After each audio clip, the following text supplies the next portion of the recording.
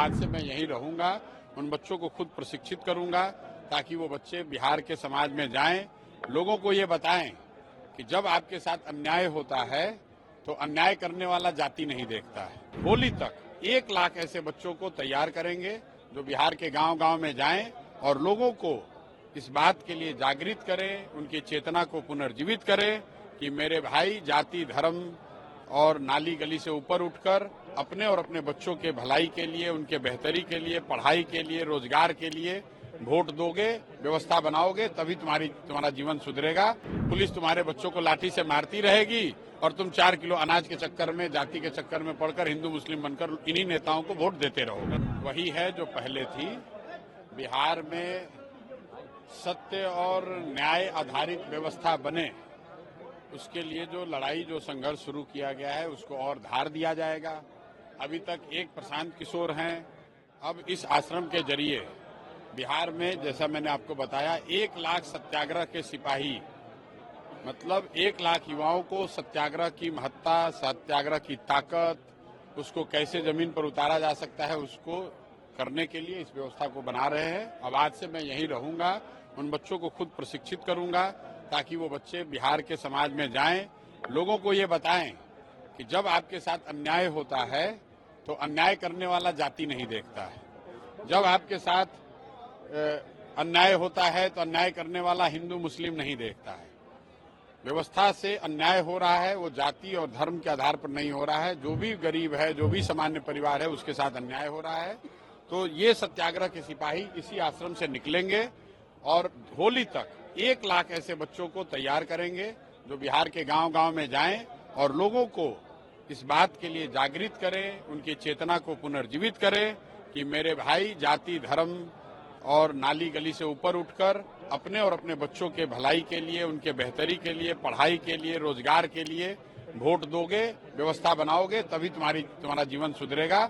वरना पुलिस तुम्हारे बच्चों को लाठी से मारती रहेगी और तुम 4 किलो अनाज के चक्कर में, जाति के चक्कर में पड़कर हिंदू मुस्लिम बनकर इन्हीं नेताओं को वोट देते रहोगे। गांधी मैदान से गंगा में अब आगे हैं, आगे क्या करेंगे? बीपीएससी को भी लेकर कोर्ट का फैसला आज आने वाला था, जो रिट आप लोगों ने डाली थी। नहीं तो कोर्ट में तो सुनवाई शुरू हो गई और वो न्याय का मंदिर है, तो न्याय के मंदिर से तो अन्याय होगा नहीं। तो हम लोग का ऐसा मानना है कि छात्रों के साथ अन्याय हुआ है तो निश्चित तौर पर न्यायालय से बच्चों को न्याय मिलेगा, ऐसा मेरा मानना है। और हम लोग उस लड़ाई को लड़ेंगे और साथ में जो लोकतांत्रिक तरीका है, जो रास्ते गांधी जी ने बताए, जब गांधी जी सत्याग्रह करने आए, जब वो चंपारण में थे, तो उन्होंने न्यायिक लड़ाई भी लड़ी और समाज के स्तर पर भी लड़ाई लड़ी। तो सत्याग्रह के रास्ते को अपनाकर इस लड़ाई को गांव-गांव तक पहुंचाएंगे, समाज के हर वर्ग तक पहुंचाएंगे। क्योंकि सिर्फ बीपीएससी अभ्यर्थियों के साथ अन्याय नहीं हुआ है, ये तो हर 2 महीना पर पेपर लीक होता है, हर 2 महीना पर यहाँ पर घुसखोरी का कोई न कोई ऐसा मामला आता है, हर दिन बिहार का कोई न कोई युवा मजबूरी में बिहार से पलायन कर रहा है, हर दिन जो बिहार के बच्चे स्कूल में पढ़ने जा रहे हैं वो पढ़ नहीं रहे, खिचड़ी खाकर घर आ रहे हैं। तो ये समाज के हर उस वर्ग के साथ जिसके साथ अन्याय हुआ है या जिसको लगता है कि उसके साथ व्यवस्था न्याय नहीं कर रहा है, उसकी आवाज बने। और वो आवाज कौन बनेगा? वो बिहार का युवा बनेगा। तो उन युवाओं को सत्याग्रह के लिए प्रशिक्षित करना, तैयार करना, यही इस आश्रम का प्रमुख लक्ष्य है। और होली से पहले आप देखेंगे 20 तारीख से, आज से 3 दिन के बाद आप आएंगे तो आप देखेंगे यहाँ वो व्यवस्था पूरी बनी दिखेगी। चूंकि आज प्रशासन ने पहले 3 दिन हम लोग को अवसर नहीं दिया तो ये व्यवस्था अभी बन रही है, लेकिन 20 तारीख से ये व्यवस्थित तरीके से हर दिन यहाँ से 4000-5000 बच्चों को प्रशिक्षित करके सत्याग्रह का से उनको जोड़कर उनको नीचे बिहार के समाज में प्रेरित किया जाएगा कि बिहार में व्यवस्था को बदला जाए। एक आखिरी सवाल, नीतीश जी के स्वास्थ्य को लेकर अभी आपने कहा कि एक मेडिकल बुलेटिन जारी किया जाए कि उनकी कंडीशन क्या है? बिल्कुल, क्या लगता है?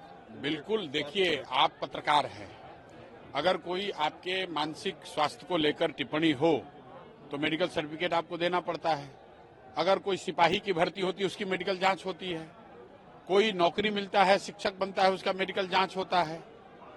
मुख्यमंत्री को लेकर पिछले 2 साल से यहाँ ये चर्चा आम है कि नीतीश कुमार मानसिक तौर पे स्वस्थ नहीं है, लोगों का नाम भूल जाते हैं, उनको जिलों का ध्यान नहीं रहता है, अपने सहयोगियों का ध्यान नहीं है, कौन सा फाइल देख रहे हैं ये नहीं पता चल रहा है, ये चर्चा आम है। लेकिन पिछले 14-15 हमने कभी इस पर टिप्पणी नहीं की है। लेकिन पिछले 14-15 दिनों का जो मेरा अनुभव रहा, जो व्यवस्था से मुझे संकेत मिले, लोग ये बता रहे हैं कि उनकी मानसिक स्थिति ऐसी है ही नहीं कि वो कोई निर्णय ले सके। तो मैंने कहा कि ये बिहार के मुखिया के लिए ये बहुत घातक बात है कि बिहार का मुखिया ऐसा आदमी है जो मानसिक तौर पे स्वस्थ नहीं है। तो सरकार के हित में है, ये तो नीतीश कुमार के हित में है कि नीतीश कुमार अपने चुने हुए डॉक्टरों से एक मेडिकल सर्टिफिकेट तो जारी कराएं कि मानसिक तौर पे स्वस्थ है मुख्यमंत्री रहने के लिए। यही मांग कर रहे हैं।